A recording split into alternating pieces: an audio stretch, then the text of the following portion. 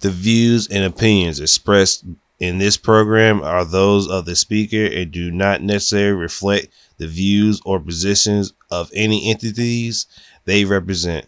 How you guys doing?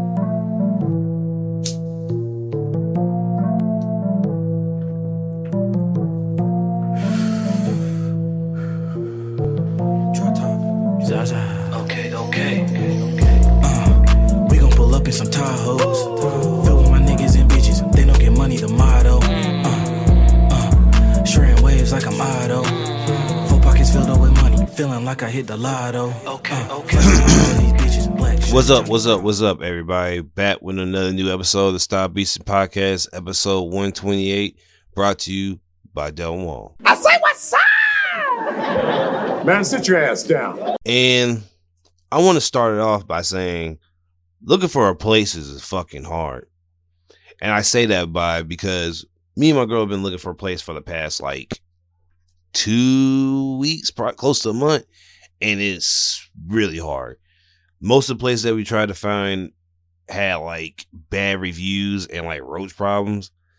Cause like I think it was one place we were going to in Spring Lake. I ain't gonna say the name. But when we went, the night before we went, I don't know what possessed her to look up the comments, but she looked them up and it said the people who run the place is rude and mean. And we were like, okay, we can deal with pseudo rude and mean, not landlords, but people who run the a complex. Those guys, I could deal with that. I've dealt with rude people before. But when it read bad infestation of bugs, I was like, nope, no way, not on your life. I can deal with people. Dealing with bugs, oh no. Nah, I'm good on that. I had to deal with bugs before.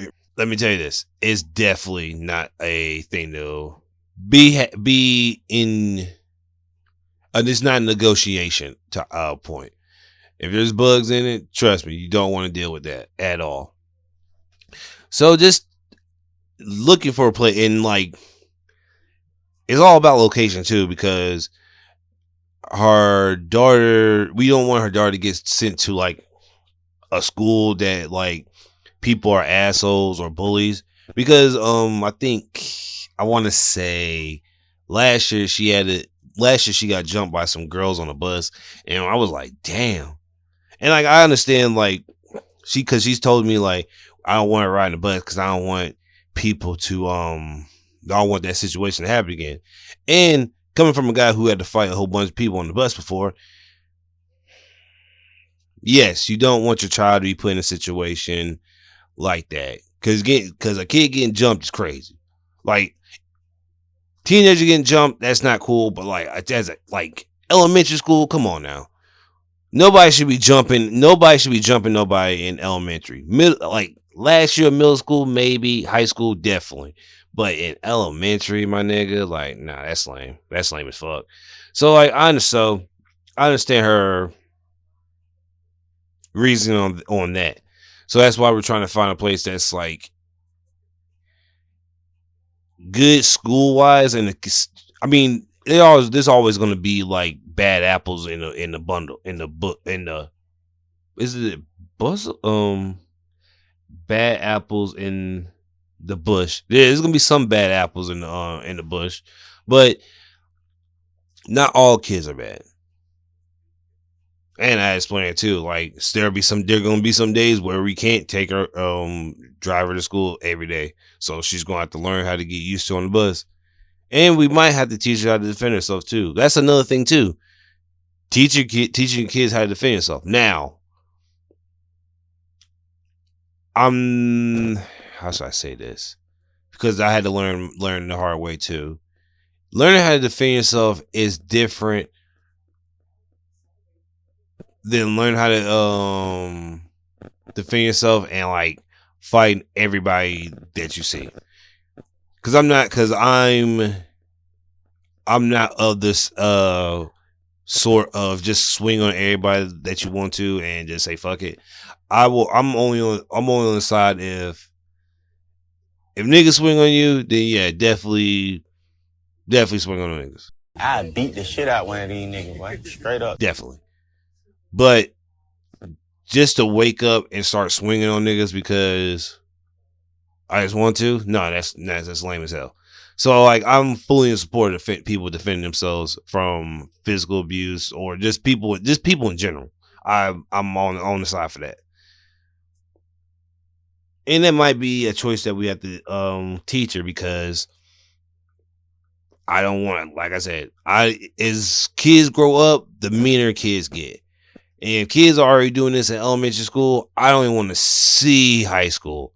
And girls are like really meaner when they get older. So imagine her being in high school and her having to deal with like a gang of mean high school girls. That's crazy as fuck. So yeah, that's another thing too. Being like kids are kids, man. Like kids are crazy. So having to like sort all that out, it's hard. It's hard into thinking about moving. So it's just a long, arduous process. And speaking of Angelina, the girl and the daughter in question, her birthday was 2 weeks ago. Well, yeah, 2 weeks ago. But her party was like this last weekend. So had a great party at her gymnastics class. All the kids liked it. My niece had a ball and everybody enjoyed themselves. And like I said, at bare minimum, that's it. I love that. If kids can have fun and enjoy themselves and eat cake, that's all there is to it. But fuck scheduling, like organizing a birthday party for kids. That shit is horrible. And the moms who have to do that by themselves, I beseech you in saying you guys are warriors. Organizing a birthday party with the food, the activities, and like the people and the other bullshit, I was like, man. I was like, she better be fucking happy that we're doing this. I better not hear no complaining about after this. And no, there was no complaining. Everybody had fun and everybody enjoyed themselves. So I'm glad that is a thing. Amen. But I kind of want to segue into keeping God in your life, because this is going to segue into a multitude of things that's been going on in the world. Now, recently, there's been a lot more plane crashes, and that's already scary. But also, also in my life, there's been people I've known or who are cool with that's been in the hospital or had like a medical emergencies they had to take care of. And I didn't know nothing about this at all. Some of them I knew of because they told me, but some of them, like there was an old white man that used to come to the store a lot, and I used to see him a lot.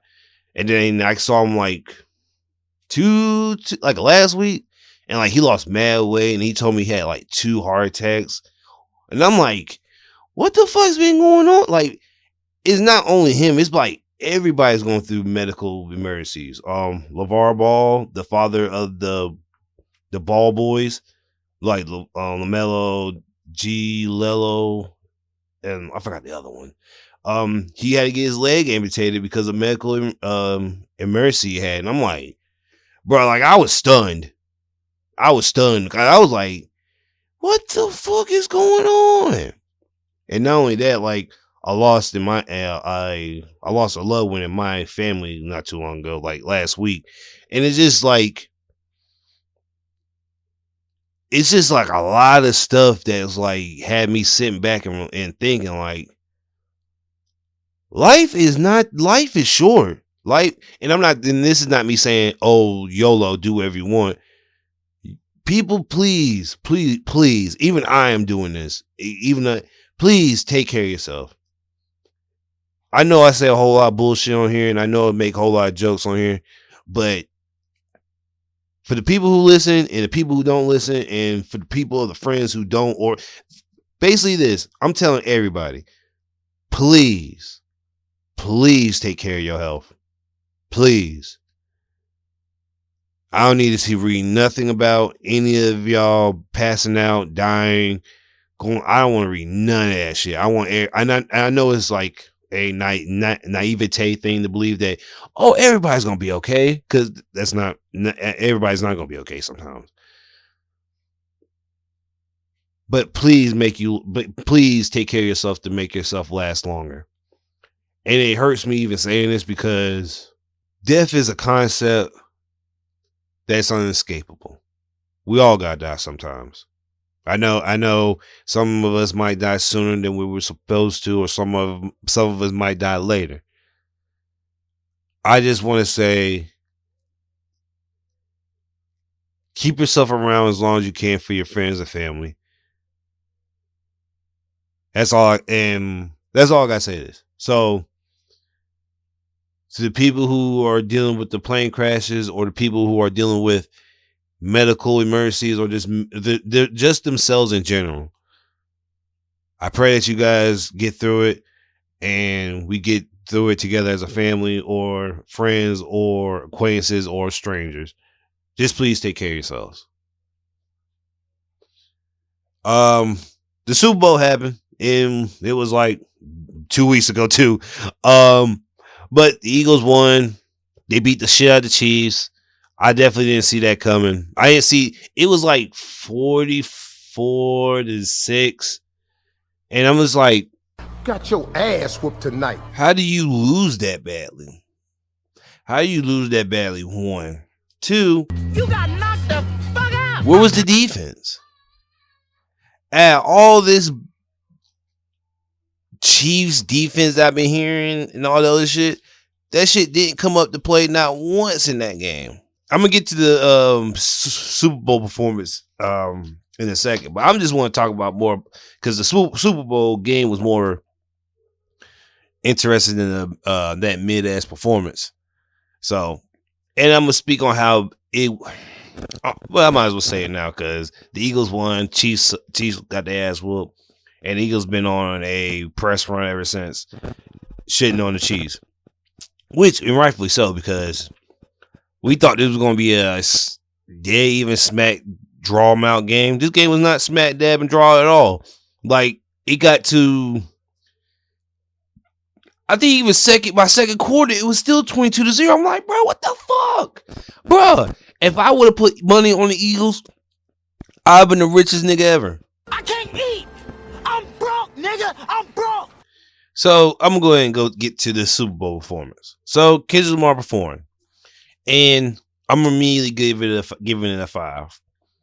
1, for him teasing Not Like Us the entire 12-minute set. Bro, we know you made Not Like Us. Bro, we know that you're going to play it. We don't need you teasing this for 12 minutes. 2, the set list that came out with the set list that got leaked before that people thought wasn't true, and people said themselves, this set list is trash. Why the fuck would he play it? Come to find out, he played it. Now, the set list was Mad GNX Records. And I understand that you're going on tour in like next 2 months. So, yes, you want to get the GNX Records out. You could have played the GNX, you could have played better records. And before I get to the records part, people was too busy dick eating, saying that the message was more important than the music. Nigga, no. Well, yes, the message is important. But 1, yes, I know you're Kendrick Lamar, and 2, yes, I know you have to spread the message with your music at all times. Understand that completely. But it wasn't interesting. Move this man!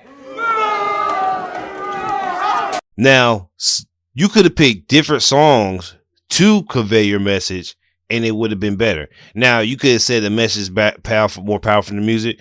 I'll let niggas have it. When niggas start spewing out, oh, the message, I give up, because obviously we're not going to have a conversation, because I'm talking about the music. Yes, we know what's going on in America. Yes, we know Kendrick Lamar is going to speak on it. You could have done that and still been performative and did a good job. Now, the background dancers, great. SZA, I'm starting to believe what people saying about SZA. She can't really sing, because once she got done with that first song, her mic was off, and you could tell. You could definitely tell. And like and to combat the people who defend Kendrick Lamar's performance, I'm critiquing the music he played.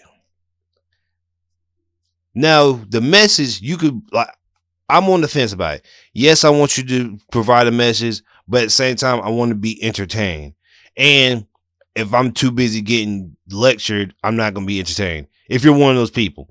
Now, I understand that his message had to get out to the whole public and to the people. Yes, great. But it still was mid. That's why I said, I'm not mad at him doing what he did. I'm mad at him teasing Not Like Us and acting like a bitch about it. Like, oh man, they want me to sue. But nigga, you don't give a fuck about them suing. You gonna play it any fucking way. And he didn't stand on saying pedophile. He like DJ scratched out or had like a kid screaming. So like, bro, you didn't stand on business. If you won't scare of him suing you, then just say pedophile. Don't just bitch around it. And oh man, it's not about me, it's about the message. Nigga, you tease Not Like Us. Don't tease Not Like Us and then hit me. That's all the interviews he do. He just like backpedals and say, oh, it's not about this. Like when he did for Not Like Us. Not Like Us is not about, it wasn't this. It was like a blah, blah, blah. Nigga, stop it. Tell us the truth. Stop being a bitch. Tell us the truth. So Super Bowl performance was super mid. I give it a 5. Hopefully, like I said, I'm not mad at Kendrick Lamar. I'm mad at him pick the music he chose and him trying to like message us to death at the Super Bowl. Wake up. Like I think his performance at the Grammys. Now see that if he done that at the Grammys, that's the time to do it because it's about the music.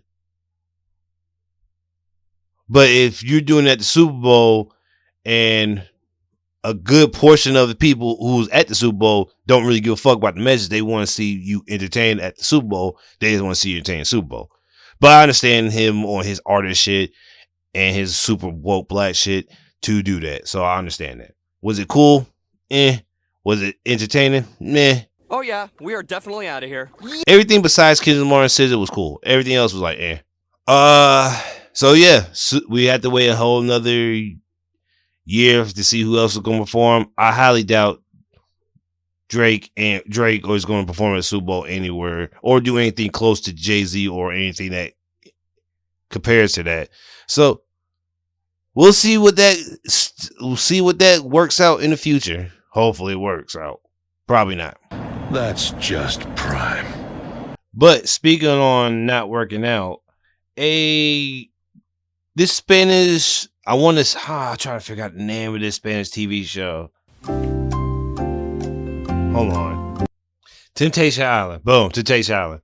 So this show called Temptation Island is basically, if you ever seen Love Is Blind, it's a group of people getting together. Basically, yeah.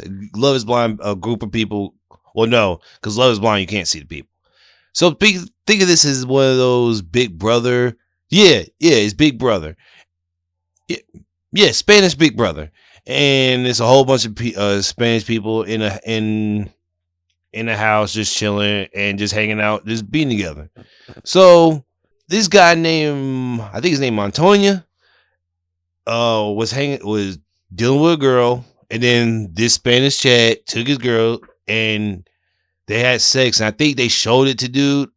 Like it's a video, it's a dude recording it, and like he's recording it and it's on the laptop and he's getting shown to dude. And dude's like, at first I think it staged because dude ran off from the set and ran in the fucking desert and yelled "Mataya" in Spanish with his shirt ripped off, and I'm like, this has to be this has to be like not real, because he came back and got his get back, and the girl was on sitting there crying, and then she got her get back again, and dude's crying again. And I'm like, all right, man, either the sex is fake and they're doing this for the ratings, or if it's real and cuz is really getting his heart broken. Which is crazy, because I'm like, bro, if she cheated on you, why do you care that she's fucking another dude? Or not even cheating. Like if you were planning on fucking her, another dude came in and fucked her, and then like you watched the tape of him fucking her, I'm not gonna run back to the girl. I'm gonna take the L and say fuck it. I'm fucking. But I know since it's a TV show, you have to like sell it. But that show has been running amok on the timeline because it's one of those because for some real reason a lot of those Spanish Big Brother shows show them like fucking a lot. Like I think it was another one on there. It was real Spanish Big Brother, and it was on Peacock or Paramount.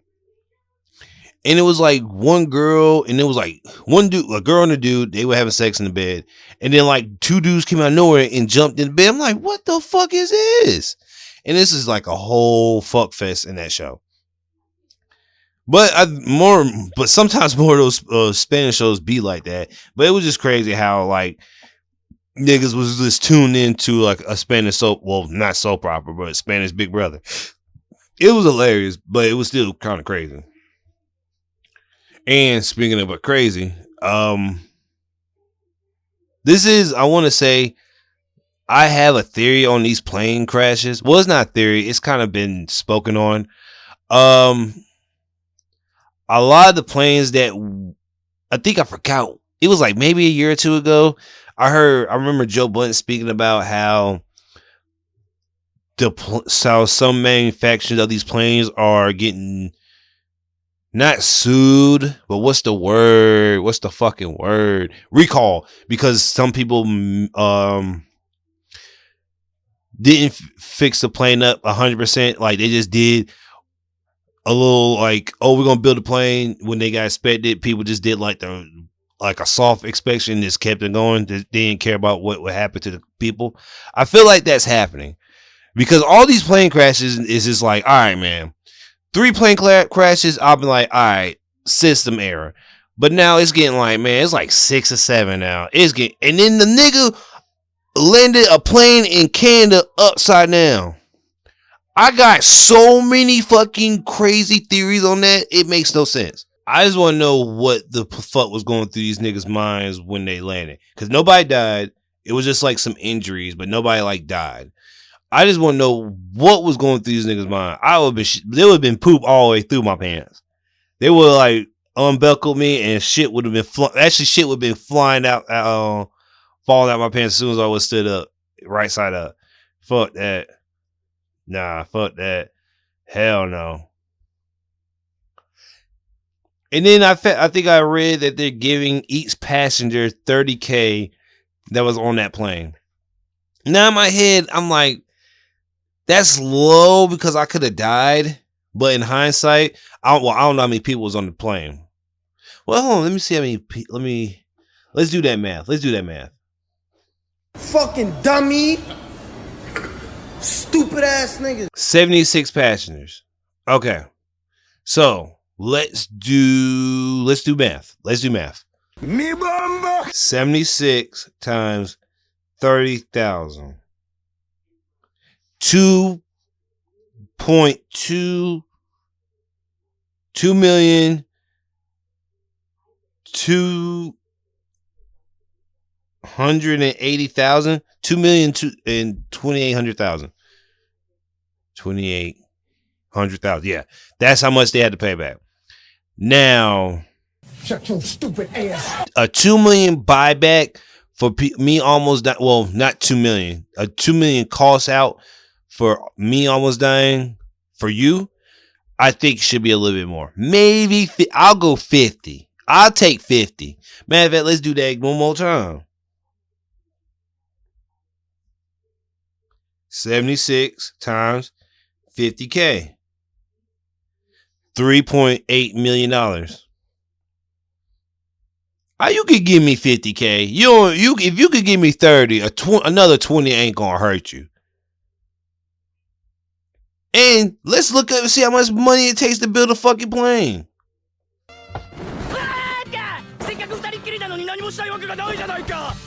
All right, so I got brought up.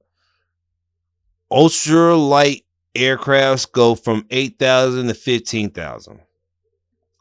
And obviously we're not choosing those because those aren't the ones we're going for. Single engine planes, 15 to 100,000. Small multi-engine planes, $500,000 to $1 million. Now, the large commercial aircraft ones, tens of millions of dollars. So, you could give me $50K. If it takes tens of millions of dollars to build a fucking commercial airplane any fucking way, you could give me that. So I ain't really with that whole like just give me 30K. 50K would be fine. But I think that's it for the mysteries of the world or the bullshit of the world. Let's get into the music. I am the music. So, Ye or Kanye West has been tripping again. Nani? The last week and a half, he's been saying anything that comes to his mind and putting it on Twitter. He even going by saying he feels like Hitler, talking about the Jewish people, slavery was a choice. He's been going on a whole tirade that has been disgusting. And then the reason why I say it's disgusting is because it went from him saying stuff that you could correlate to be like, okay, I can see where he's going, to now it's just like, bro, you're just saying this now so you could get for your album. Because now, beforehand, I was like, this might be a bot. Because this is like bona fide crazy shit that he was saying. It was so crazy that I was like, there's no way in hell that this nigga is just saying this shit. He said, fuck Virgil. I'm like, okay, this is not real. Maybe. There's no way this is real. Because I'm like, bro, Virgil was a big part of your life. And for you to say that, it's a nasty, distasteful taste in my mouth because of how you champion him in him getting that Louis deal and being like the man that he was before he passed away was hard. And I have nothing negative to say about Virgil. Even though I don't know Virgil, I'm not that big in the fashion world. But like seeing what he did in that time that he was out, that nigga, bro, he like low key, you could have said he was going to be fashion wise the next kind. Well, he was also a DJ too, which I didn't know that. I didn't know that too before he passed away. So I just kind of see why Kanye West picked him to be the next him in a sense, because not saying Virgil was a music artist, but being a DJ, I guess somewhat see him DJing some shit and making some beats. And look at all what he did to the fashion world. Nigga, Off-White was like the biggest thing for like 4, 5, 6 years. I'll say 2018 to 2023, like 4 to 5 years of you just running shit. Niggas, you just writing rug or table in print in quotation marks on shit. Like, bro, that nigga revolutionized that. And seeing the way Kanye West just crashing out by making like saying like release Puff P. Diddy, him basically saying like making like swastika shirts and mass producing the same shirt that Cassie got beat up in by that video we all saw. And I was like, man, this is all nasty behavior. Like this, there's no like when I was looking at all, I was like, bro, this is the lamest shit I've ever seen in my life, bro. Like, there's nothing you can say that you can't say, oh, he made College Dropout. Like, none of that shit you can say anymore because that shit is null and void. I will not let music dictate like you doing some heinous ass shit. Now, yes, we have people let that shit go before, yes. But like, this is just disgusting, bro. Like, what are you trying? Like, I don't know what Kanye West is trying to do. If Kanye West is really messed up in the head and nobody's like, and he won't let nobody help him, then okay, this is just him having a mental episode. But I don't think he's having a mental episode. I really don't think I won't say nothing wrong with Kanye West, but I don't think it's to the point of like, how should I say this? Because he does need help, but it's to the point of he knows what he's doing, but it's a culmination of he knows what he's doing, but he might also have mental problems. So it's like, yeah, I'm definitely, it wasn't like I was having a manic episode and I said all this. I said it, but saying this all proves that you are crazy because, like, bro, why would you put, like, calling yourself Hitler, making swastika shirts? It's not even the good swastika. It's the bad swastika. It's the Nazi swastika. It's just like, bro, that's like nasty. Like, I don't know, man. Kanye West, like, you ain't got to explain yourself to nobody because you're a grown man, but like, I just take a step back, bro. Like, take a step back from everything and just regroup, do something, man. Like, this shit is just nasty. It's nasty as fuck. Like, disgusting. And speaking of disgusting in a good way, 2 Chainz album came out with The Alchemist and Larry June. I heard like 3 songs randomly. I think 2 Chainz and Alchemist and Larry June were a trio that we should have gotten earlier, but we didn't. And the reason why I say this is because Alchemist makes a lot of good beats.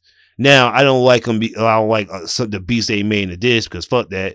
But when you listen to Alchemist beats with certain artists, it feels like it's a match made in heaven. Because you got Larry June, who I would say is in the currency lane, where he's a chill nigga rapping. He's just a chill nigga. He's just like that meme. I'm a chill dude that just raps.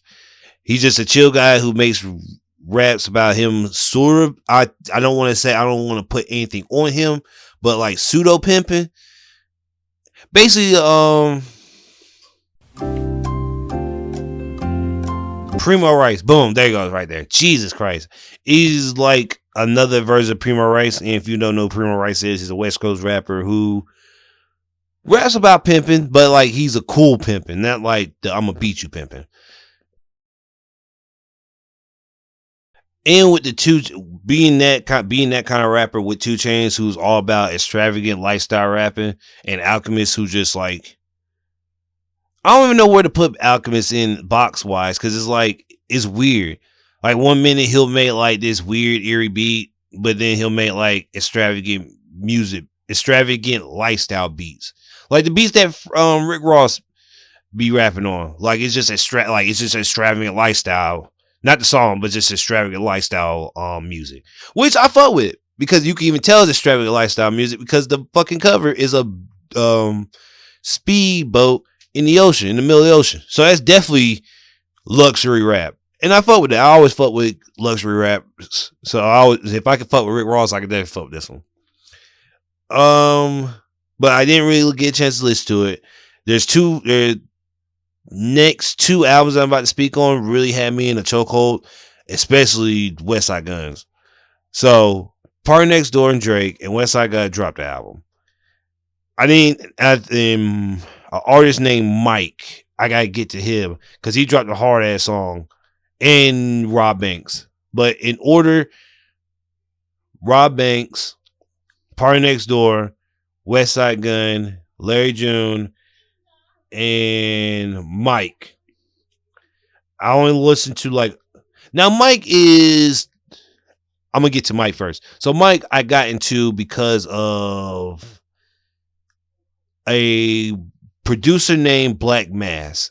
He did a edit of Mike, what's that nigga in Earl Sweatshirt and another gentleman. He did an edit of their song. And I was like, okay, I fuck with this.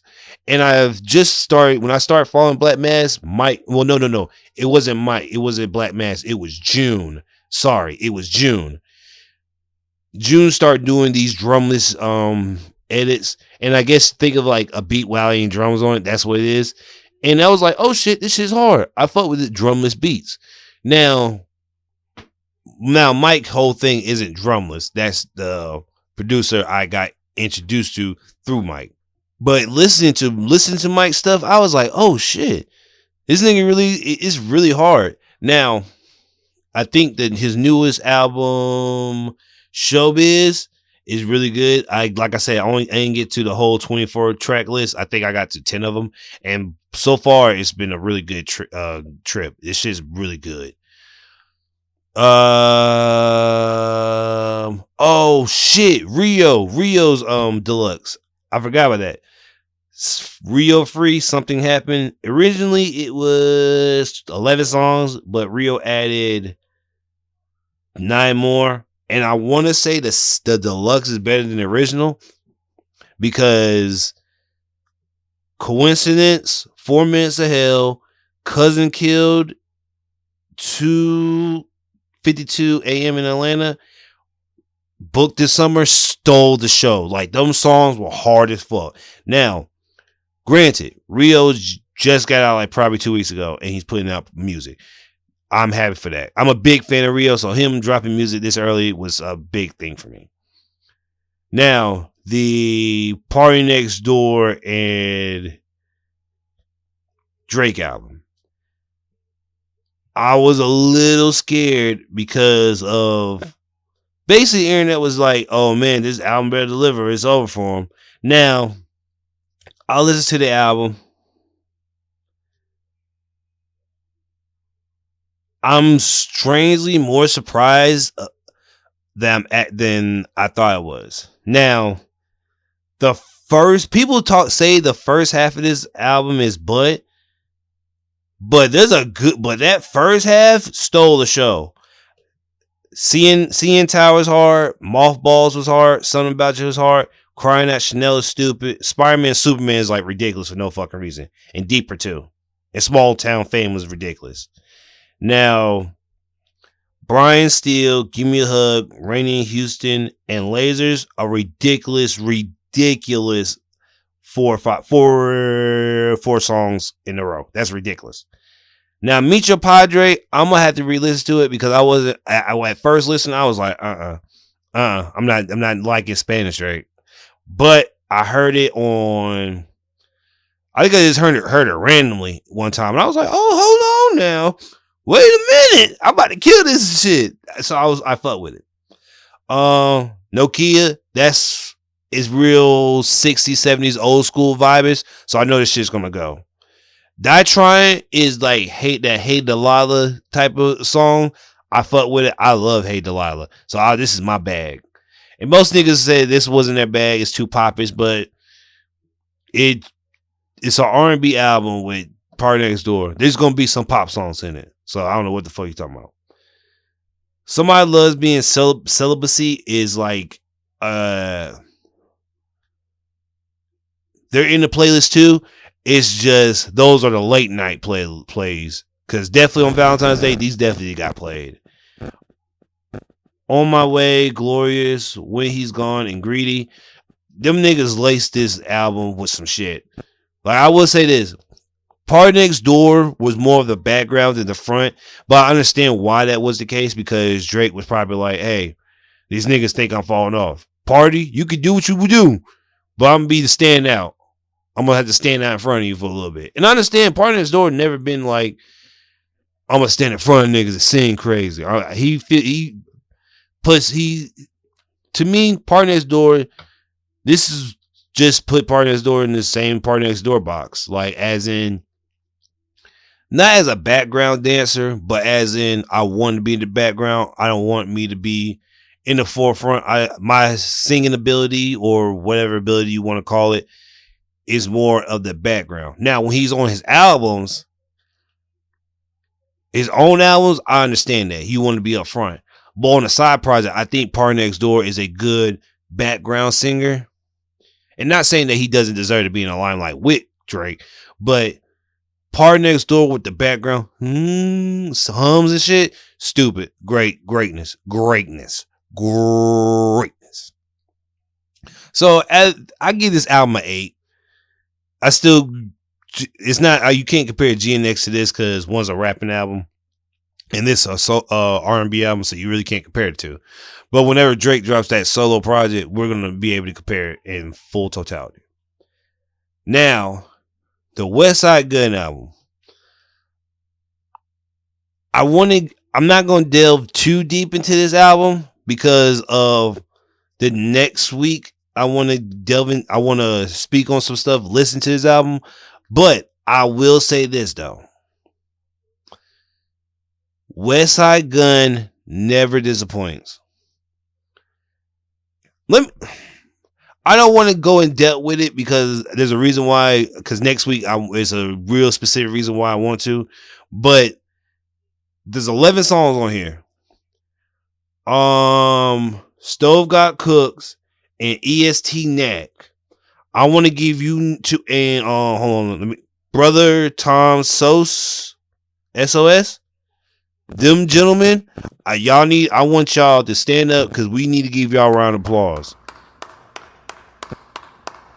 I love Stove God, but EST Knack stole the show. Now Stove God had crazy verses in this. Do not get me twisted. But that nigga Knack, man, on fucking verse. That nigga was stupid, man. See, I can't get to it. I'm gonna get too in depth with this album because this shit was so fucking hard. Like, I'm not even being funny with you. Boy, that fucking West Side Gun Hitler Wears Hermes collection is a ridiculous collection to have. And I want to say again, thank you, West Side Gun, for making this collection. Now, I know you can't say Hitler Wears Hermes anymore because of your man's Kanye, but I still want to say thank you for making this, not trilogies, this series of albums with this, because I ain't never heard a bad Hitler Wears Hermes album from West Side Gun. So I'm like, I'm trying to figure out where niggas don't put West Side Gun above fucking Benny and Conway. Cause I ain't gonna lie to you, man. This nigga West Side Gun always delivers. Like every time. I can't find a bad song nowhere. Literally. And whenever I do, I'll let you guys know, but it's gonna be a while fucking probably. But more in good news, ASAP Rocky's found not guilty on all charges. And low key, I did not expect that to happen. I expected that nigga to be found guilty on one thing and probably get like 6 years. He is scot free. And to make the shit funnier, as soon as he found out he was not guilty, he jumped over the because in court it's the prosecutor and the plaintiff, and behind you is this wooden bench that separates you, and then there's the chairs. This nigga jumped over the bench and jumped to Rihanna, which I can't be mad at him because it's Rihanna. Why wouldn't you? But like, I know he's happy because like, nigga, your old homeboy tried to rat on you and give you 24 years.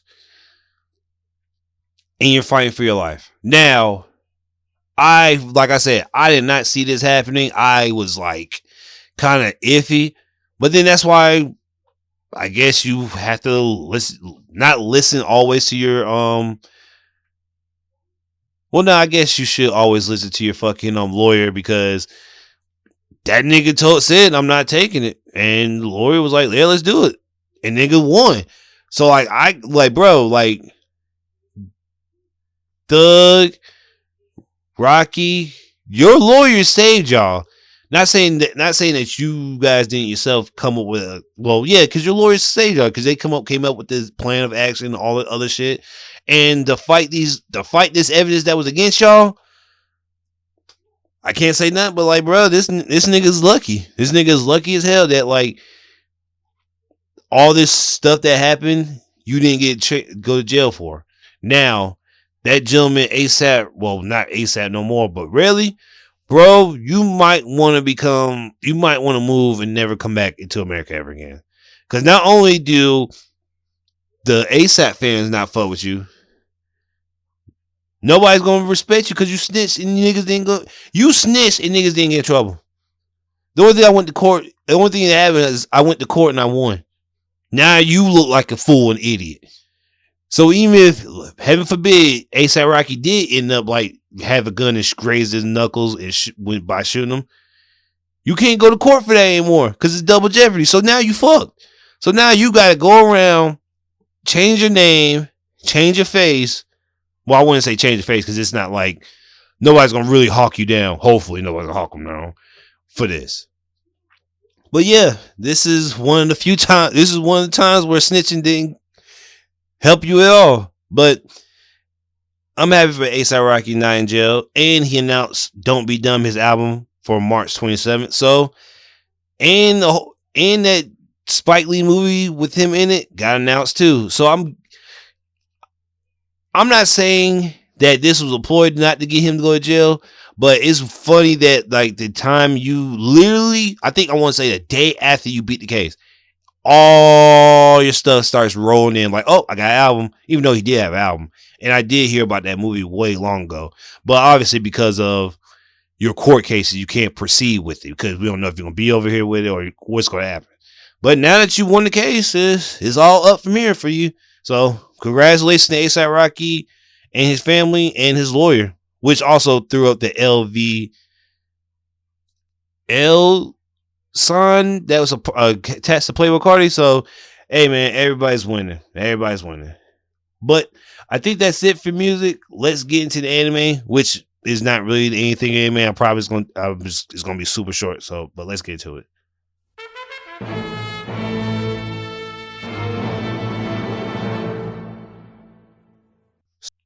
Dragon Ball Daima has done the greatest thing imaginable.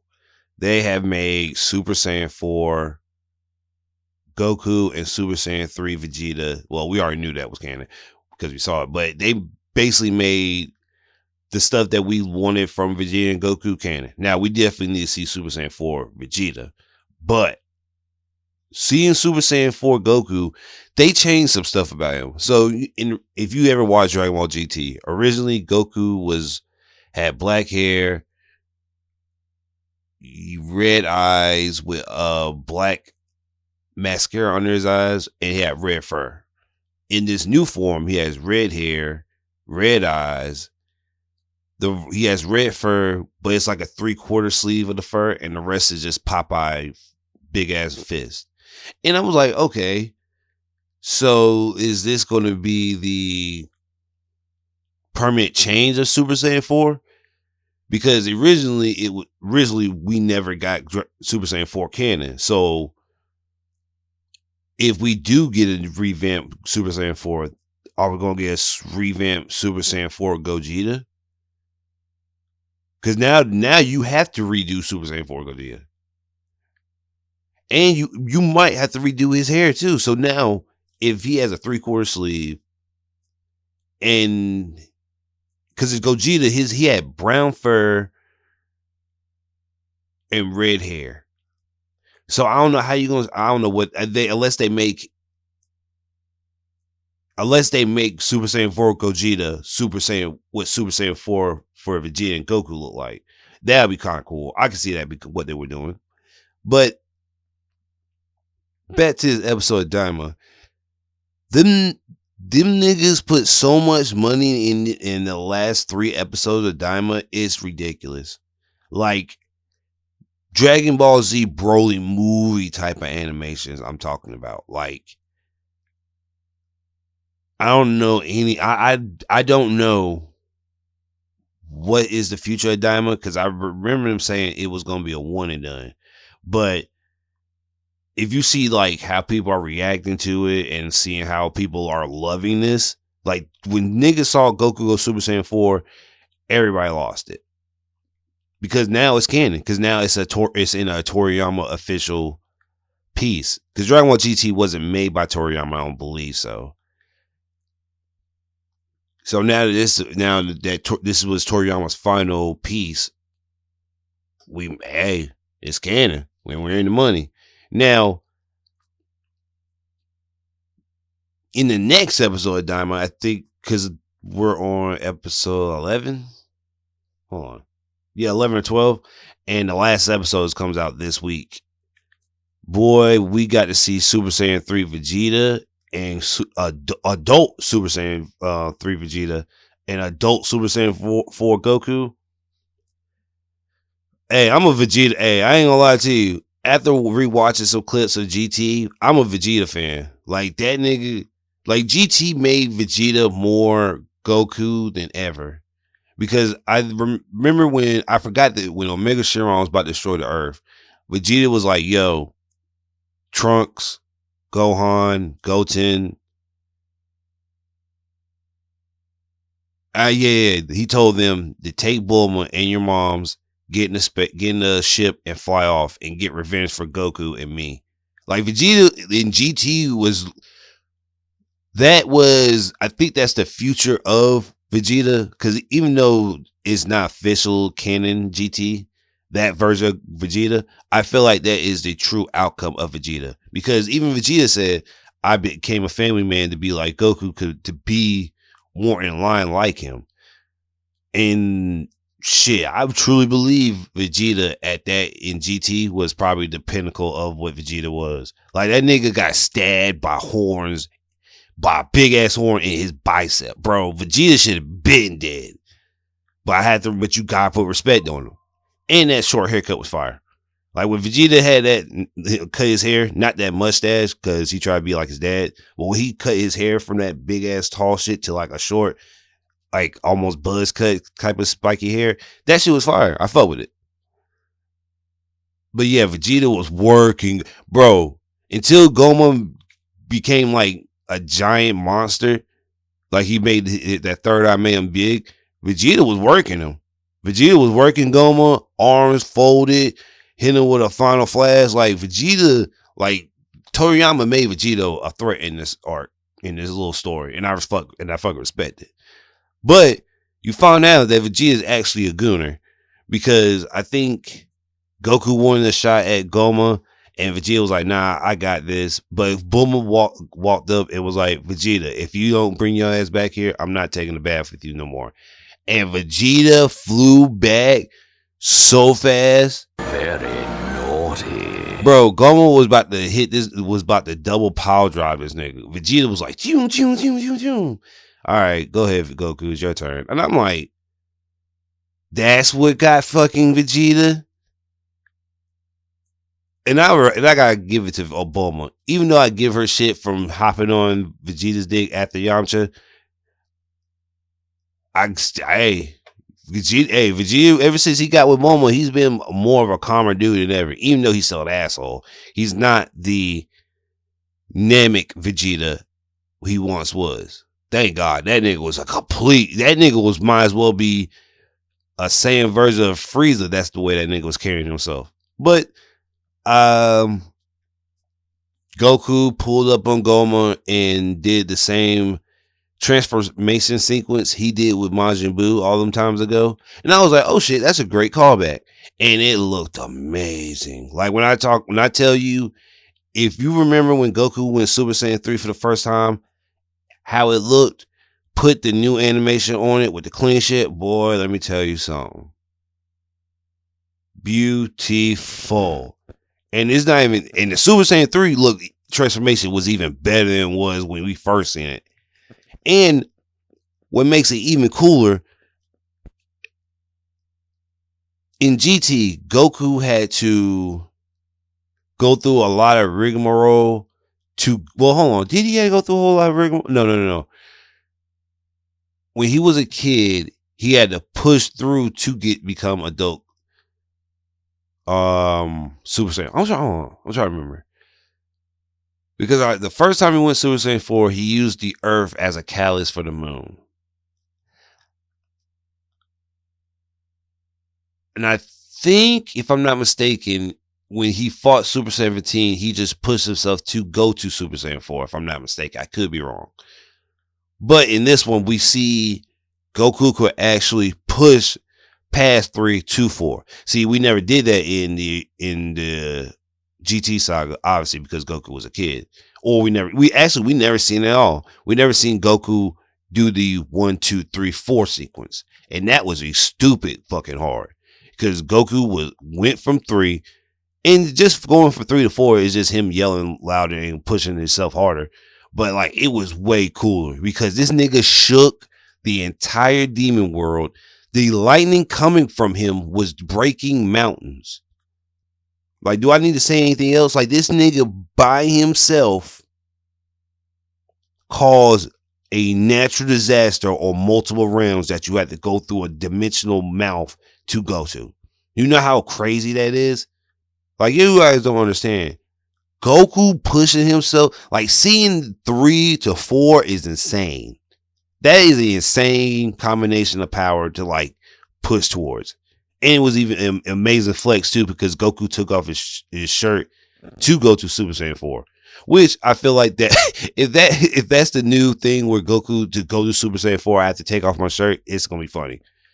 Because originally Goku just became shirtless with the monkey fur. Now he just had to take his shirt off every transformation to go to monkey fur. Or just get his shirt blasted until he gets to like a no shirt form. But Dragon Ball Daima has in these couple weeks had brought back the Dragon Ball Z hype, and I'm all for it. And we are 50 days away, either 50 or 48 days away from One Piece coming back. And I still haven't caught up anime wise, but I'm reading the manga, which is going to be next because I ain't watching anime this week. But boy, matter of fact, fuck it. Let's get to the manga.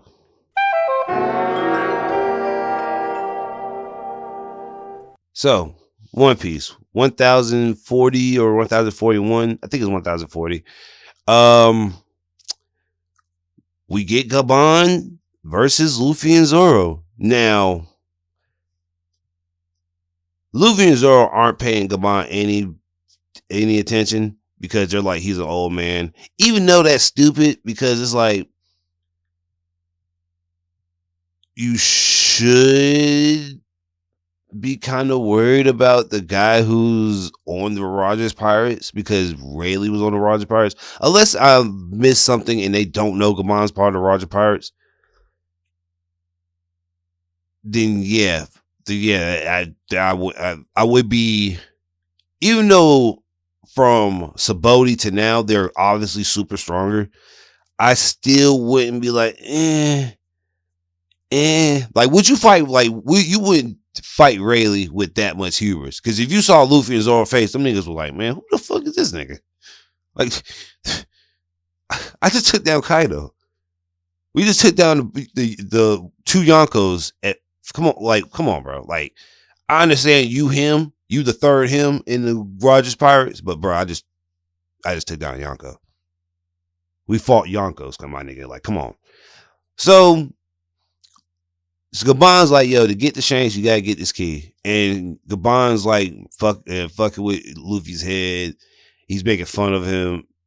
Well, he's mainly making fun that he wants to see Shanks that much. And it's kind of weird because it's like this Naruto and Sasuke effect. Like, I want to see Shanks. I want to see Shanks. Now, I understand why you want to see Shanks. Shanks is the reason why you're here in the fucking first place. If it wasn't for Shanks, you wouldn't be in Elbaf. You wouldn't have gotten this wrong, and you wouldn't. Now, I'm not saying Shanks. Actually, yeah, you can say it's because of Shanks, because Shanks was a friend of yours. He was an inspiration to you because you wanted to be a pirate. And if it wasn't for your kiddish interest into eating his treasure, you would never became the Rubber Man. Now, Luffy definitely did all the work for himself to become that, but Shanks played a predominantly fatherly role in his life to show him, hey, I want to be a pirate.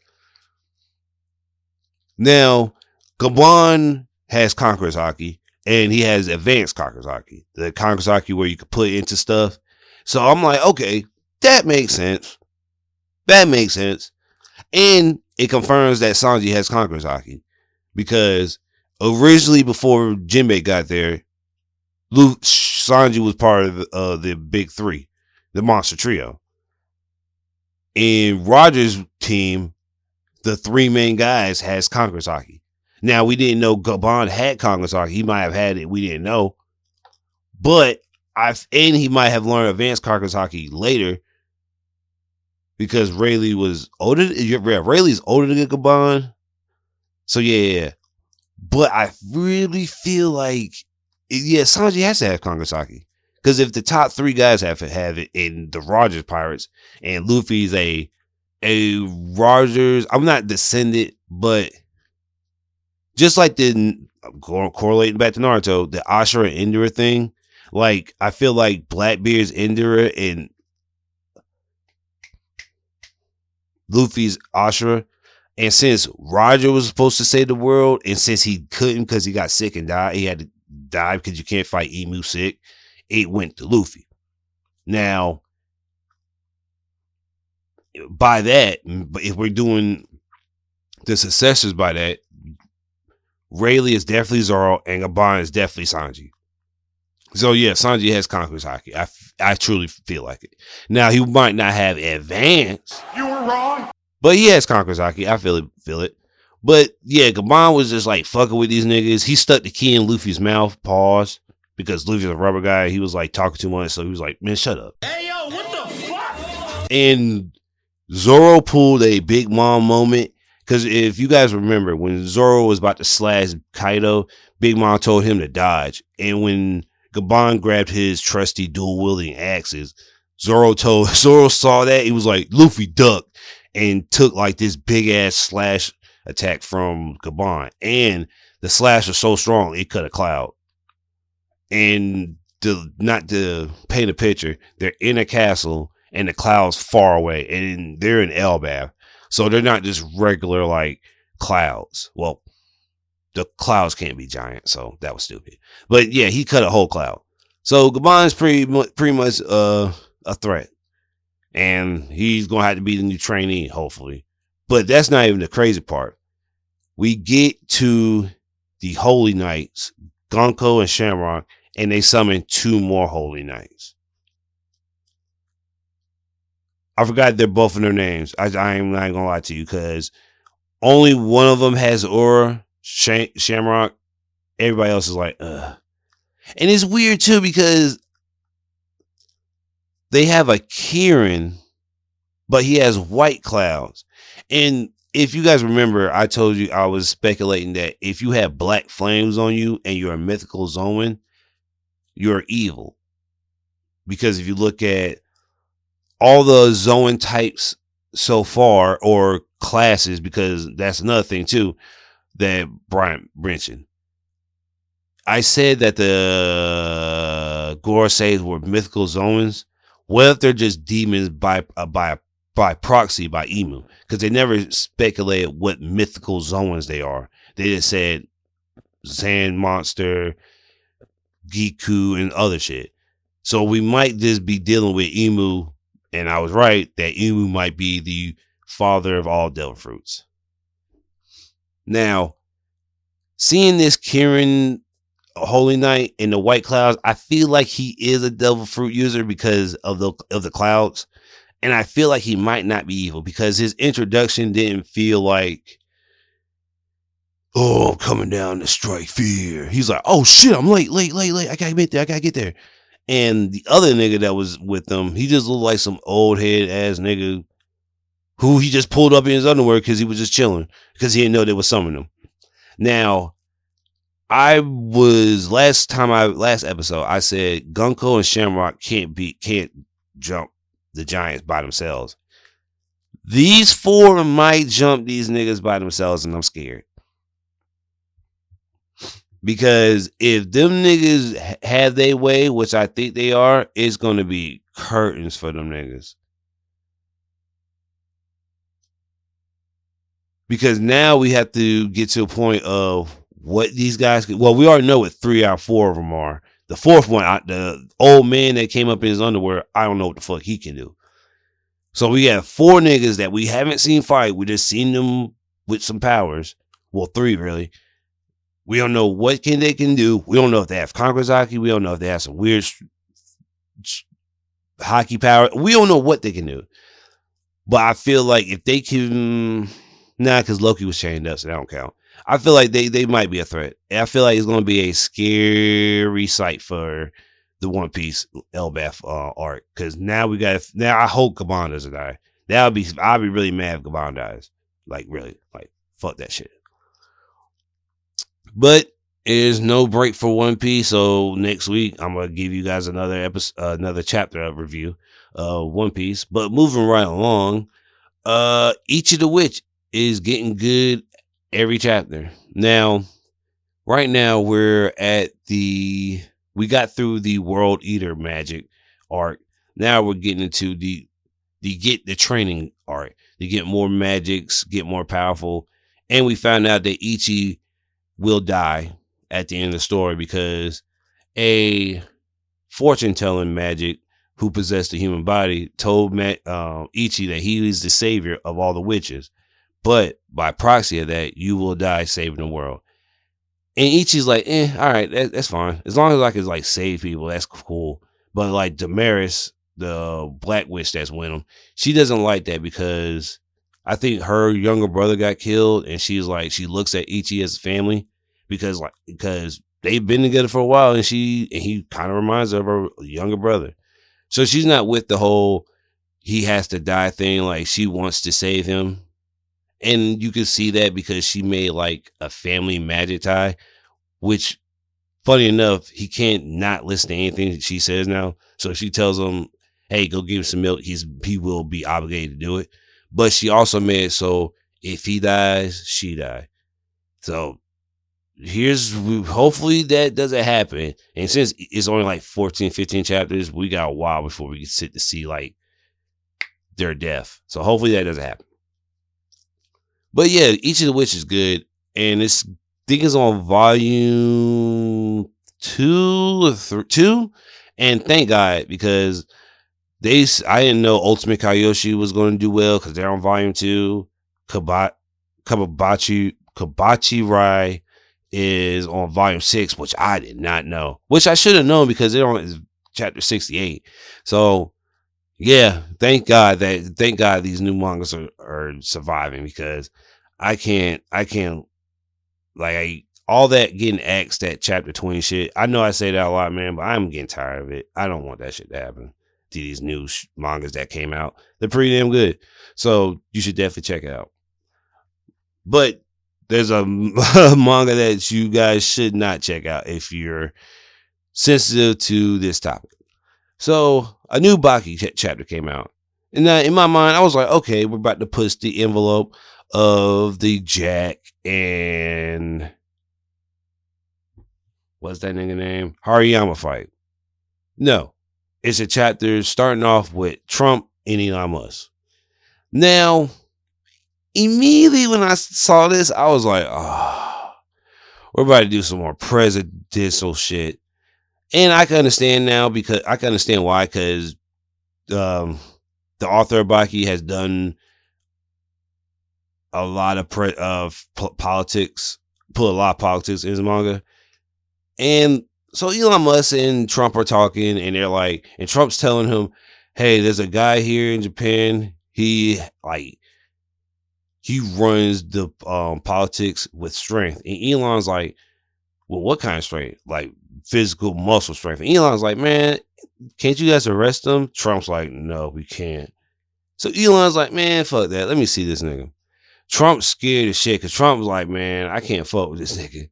But Trump, as people always say, Trump is a puppet of Elon. So Trump takes Elon to go see Yujiro Hama. Yujiro Hama, let me paint a picture. Yujiro Hama's aura is so strong, the text boxes beside him are breaking because of his aura. Trump's shivering his timbers. He's like, Yujiro, I brought Elon to see you. Yujiro turn around, smash the shit. Like he swings at Elon so fast, his like, you know, when you're in how astronauts feel when they go into space and their face gets squished, that shit happened. So Yujiro's like, man, what y'all niggas doing here, man? Like, come on now, like, I'm not here for all that shit. And Trump's like, man, nah, I just want to show Elon to you. He just want to see how you see what you up to, man. See how you doing. Yujiro says the most insane sentence in the world. Yujiro's not with the whole presidents come to see him and shit, just coming to his room. He tells Elon and Trump, if you guys keep playing with me, I'm finna rape both of y'all. And Elon and Trump is like, the non-consensual way? Like, what? He just said the non-consensual way right there. And Elon's like, we should call the security guards. And literally, Yujiro is like, the more the merrier. Bro, he gotta stop doing that. Like, he gotta stop. Like, all right, I'll let you slide.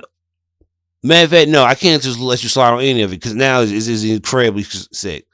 Every time Yujiro has said that, it's been the sickest moment ever. He said to Hillary Clinton. He said that to the sumo wrestler. He said that to the old man. He did it to the mountain climber. He just said to Trump and Elon and like the bodyguards. And people were like, yeah, man, dude, get him, Yujiro. I'm like, bro, that's like crazy to be champion. Now, most people are like, bro, what the fuck is this nigga on? Now, I understand. But if you read Baki before, this is not new. Is it crazy? Yes. She has said it? No. Is it insane? Hell yes. But I'm like, I can't defend Yujiro's actions. Even though he's a fake character, I can't defend the actions of a serial rapist. Like, literally. Like, this nigga is a literally Law and Order SVU supervillain. And nobody can take him down. Except Baki. But Baki's not going to, like, even Baki's scared. Because, like, bro, what the fuck? Like, when I think the old man told Baki, said that to Baki was like, okay, let me get out of here. Like, it's crazy. Baki is a good fight manga, but when Yujiro gets in the scene, you better pray to God he's in a good mood. Or it's about to get nasty. Literally. But I think that's it for the pod today. I appreciate you guys listening. Thank you guys for dealing with me all these months and years. And I'll be back with another one. Peace.